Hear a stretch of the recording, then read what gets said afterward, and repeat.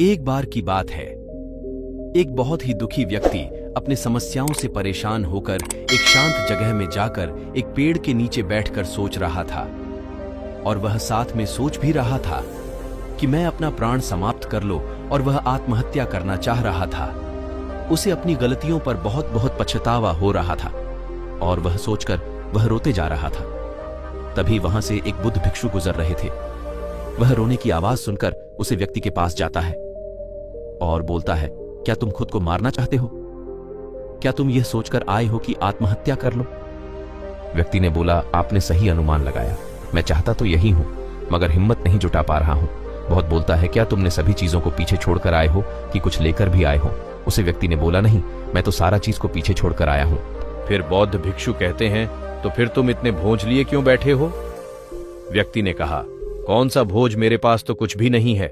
मैं तो पूरी तरह से खाली हूं और कंगाल भी हूं। तो भिक्षु ने कहा, तुम कौन सा भोज के तले इतने दबे हुए हो जिस कारण से तुम्हारे सांस भी ठीक से नहीं चल पा रही है? तुम आत्महत्या करना चाह रहे हो और रो भी रहे हो। खाली इंसान तो ऐसे नहीं रोता। अगर तुम खाली होते तो तुम नहीं रोते। तुम अपने अंतर्मन में झको और देखो, तुमने कितना कुछ अपने सर में उठाकर चल रहे हो। इसे उतारो और थोड़ा हल्का हो जाओ। कब तक इस बोझ के तले तुम दबे रहोगे? वह व्यक्ति भिक्षु के इन सब बातों को सुनकर वह बौद्ध भिक्षु के चरणों में गिर जाता है और बोलता है, महात्मा, आपने तो मेरे मन के बात को जान लिया है। मेरे अपने भी मुझे नहीं समझ पाए, मगर आपने मुझे समझ लिया, इसलिए आप ही मुझे इस समस्या से निकाल सकते हैं। फिर बौद्ध भिक्षु कहता है, कहां समस्या है? व्यक्ति ने कहा, चलिए मेरे घर में समस्या है। फिर महात्मा कहते हैं, समस्या तुम्हारे घर में नहीं है, समस्या तुम्हारे भीतर है। समस्या तुम्हारे मन में घर बनाकर बसा हुआ है। जब तक तुम्हारे मन के अंदर का समस्या को समाप्त नहीं करोगे, तुम्हें हर जगह समस्या ही नजर आएगा।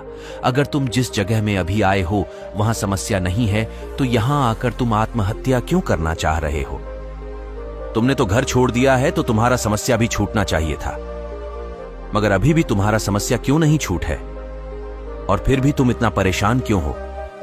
व्यक्ति बोलता है, आप सही बात बोल रहे हैं। मैं आपकी बातों को समझ रहा हूं। शायद कमी मुझ में ही है, इसलिए मैं आत्महत्या करना चाहता था। मैं जो कुछ भी करता हूं वह सही से कर ही नहीं पता। कुछ भी काम करता हूं उसमें मुझे कभी सफलता ही नहीं मिलता।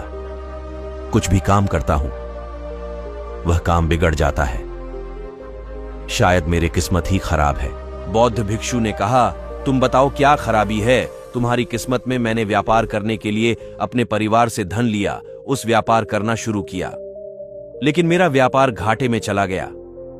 शुरू में परिवार वालों ने साथ दिया, बाद में जैसे जैसे मैं व्यापार में घाट होते गया तो उन्होंने मेरा साथ छोड़ दिया। मैं वह सब काम उन्हीं के लिए कर रहा था, लेकिन अब उसका जिम्मेदार मुझे ही ठहरा रहे हैं। मेरा एक मित्र है, उसने भी मेरे साथ व्यापार शुरू किया था। उसका व्यापार बहुत अच्छे से चल रहा है। कभी कभी वह मेरा घर आता है तो वह अपने व्यापार के बारे में बातें करता है। वह बताता है कि उसने कैसे अपने दम पर व्यापार को खड़ा किया, कैसे उसने मेहनत की और सफलता पाया। मेरा परिवार वाले भी मुझे कहते हैं, देख उसे, वह व्यापार में कैसे सफल हुआ है, उससे कुछ सीख तू। अब तो हालत ये हो गई है कि मेरा घर भी गिरवी पड़ गया है। बौद्ध भिक्षु कहते हैं, क्या तुम्हें पता है तुम्हारा मित्र तुम्हारा घर क्यों आते हैं?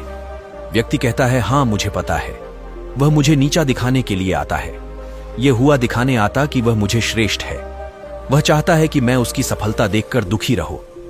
महात्मा कहता है, क्या तुम दुखी होते हो? व्यक्ति कहता है, हां मैं दुखी तो होता हूं, दुख तो मुझे बहुत होता है। महात्मा कहता है, दुख तुम्हें किस बात का है? अपने असफल होने का या मित्र को सफल होने का? व्यक्ति ने थोड़ी देर सोचा और बोला, मैं असफल हूं, इसका मुझे ज्यादा दुख है। और जितना दुख नहीं होता अगर मेरा मित्र मेरा से सफल नहीं होता। महात्मा कहते हैं, अगर तुम्हारा मित्र असफल होता तो तुम्हें खुशी होती? तब व्यक्ति कहता है, हां मुझे बहुत खुशी होती। महात्मा कहता है, अर्थात तुम्हारी खुशी तुम्हारे मित्र के ऊपर निर्भर करता है कि तुम स्वयं से ना तो खुश हो सकते हो और ना ही दुखी हो सकते हो, क्योंकि तुम्हारी खुशी और तुम्हारा दुख दूसरे की व्यवहार से आते हैं, तुम्हारे स्वयं के स्वभाव से थे कुछ नहीं आता। फिर व्यक्ति बोलता है, ऐसा मत कहिए, मुझे आपसे बहुत आशा है। तब महात्मा ने कहा, जब हम दूसरों से आशा रखते हैं तो दूसरों के स्वभाव में बन जाते हैं। अगर मैं तुम्हें कोई रास्ता ना दिखाऊं तो तुम दुखी ही रह जाओगे, और कोई रास्ता दिखाओ तो शायद तुम्हें कुछ मिल जाए, और अगर तुम स्वयं से आशा लगे तो तुम अवश्य सफल हो जाओगे। तुम्हारा मित्र शायद तुम्हें दुखी करने आता है, मगर बात तुम्हें सच्ची ही बताता है। वह अपने संघर्ष और अनुभव की बात बताता है। वह तुम्हें बताता है तुम अपनी स्वभाव और बुद्धि का उपयोग करो। बुरे से बुरे वक्त और अच्छा से अच्छा वक्त गुजर जाते हैं। इन सब चीजों को देखने के लिए तुम्हें मेहनत करना होगा। तब तुम्हें तुम्हारा मित्र सफलता का नहीं, असफलताओं का भी बातें बताया। और अगर तुम सफल होना चाहते हो तो भले ही तुम गलत निर्णय लो, मगर निर्णय लेना सीखो, तभी तुम सफल हो सकते हो। और तब तुम्हारा अच्छा वक्त शुरू हो जाएगा। तब तुम्हारा मित्र तुम्हें दुखी देखना चाहेगा। जिस तरह तुम्हें उसे खुश देखकर अच्छा नहीं लगता है, इस तरह तुम्हें भी उसे देखकर अच्छा नहीं लगेगा। वह व्यक्ति कहता है, आप सही कह रहे हैं, मेरे जीवन को मैं नहीं चल रहा हूं, कोई दूसरा ही चल रहा है मेरा जीवन को। यहां पर जो भी कोई कुछ भी करता है तो सिर्फ अपने लिए ही करता है, वह दूसरे के लिए नहीं करता है। इसीलिए अगर आप कुछ भी करते हो तो दूसरों की सहानुभूति पर आश्रय मत रहो। भले तुम्हें असफलता मिले या फिर सफलता खुद के मेहनत पर मिलेगा। इसीलिए जो भी करो मन लगा कर करो। ये कहानी आपको कैसा लगा? अगर अच्छा लगा हो तो कमेंट बॉक्स में सजा जरूर कीजिए, और चैनल में नए हैं तो चैनल को सब्सक्राइब कर वीडियो को लाइक कर दे। मिलते हैं इसी तरह की और एक नई कहानी को लेकर। इस कहानी को पूरा सुनने के लिए आपका बहुत बहुत धन्यवाद।